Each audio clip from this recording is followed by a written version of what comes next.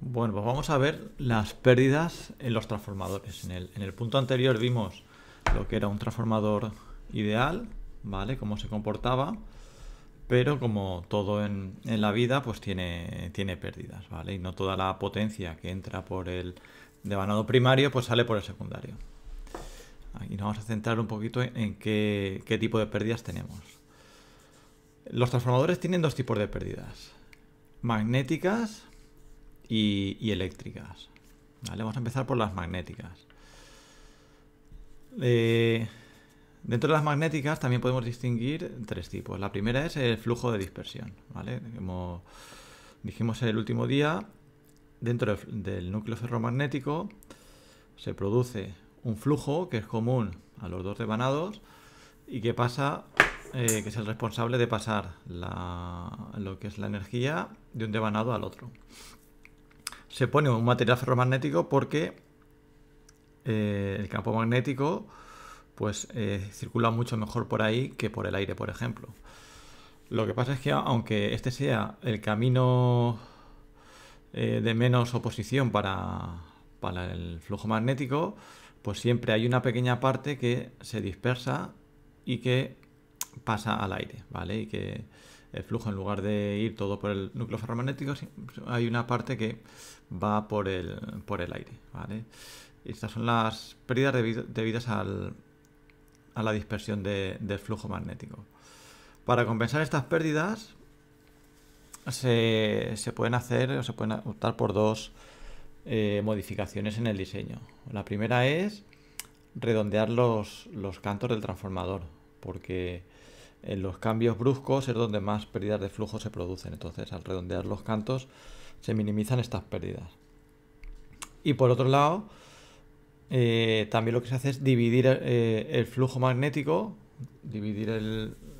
o poner dos caminos para que el flujo magnético atraviese el núcleo ferromagnético y así minimizar estas pérdidas. Entonces lo que se hace es en una columna central de transformador tenemos los dos devanados, el primario y el secundario, y el flujo se divide y va por dos caminos alternativos. De esta forma, como digo, se reduce las pérdidas de flujo de dispersión.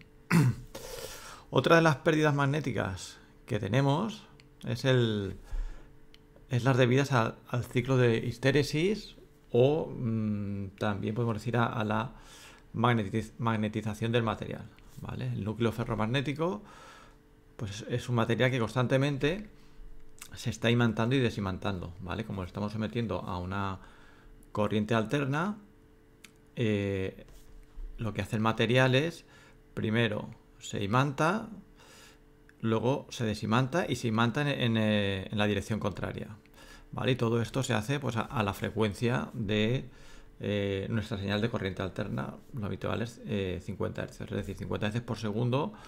El material está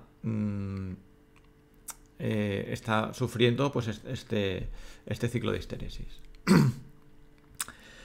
Entonces, estas pérdidas son debidas a que nosotros estamos imantando el material y desimantándolo, ¿vale? Para poder minimizar estas pérdidas, lo que se hace es utilizar materiales que cueste poco imantar y desimantar, imantarlos y desimantarlos, ¿vale?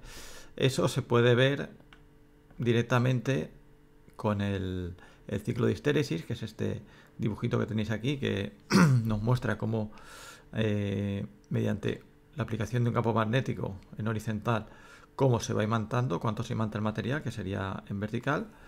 Lo que se hace es, o sea, los materiales que se imantan fácilmente, el área que queda dentro de este ciclo de histéresis es pequeñita, ¿vale? Entonces, cuanto más pequeña sea el área ahí, pues significa que menos cuesta imantarlo y menos pérdidas vamos a tener debidas al ciclo de histéresis.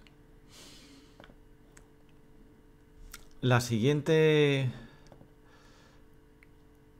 pérdida que podemos asociar por temas magnéticos son las corrientes parásitas, ¿vale?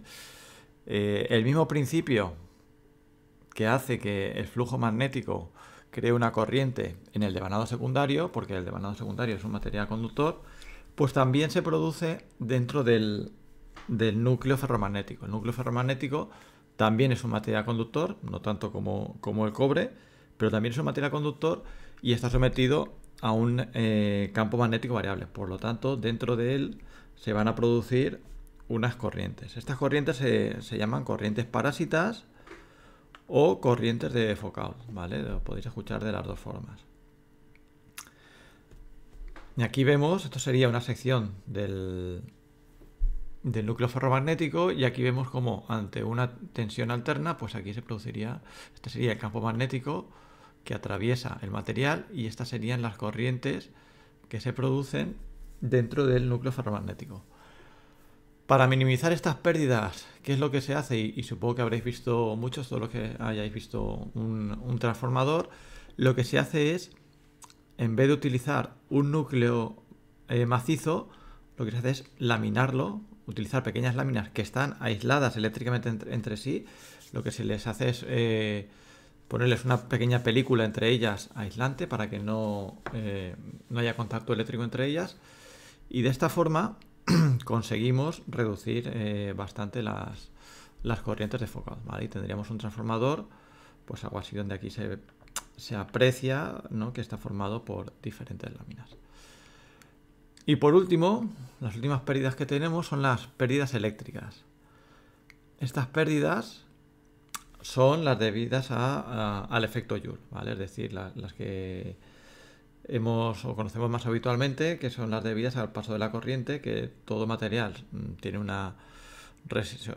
opone una resistencia al paso de la corriente, y esta resistencia se transforma en calor, ¿vale? Pues estas serían las otras pérdidas que encontramos en los transformadores.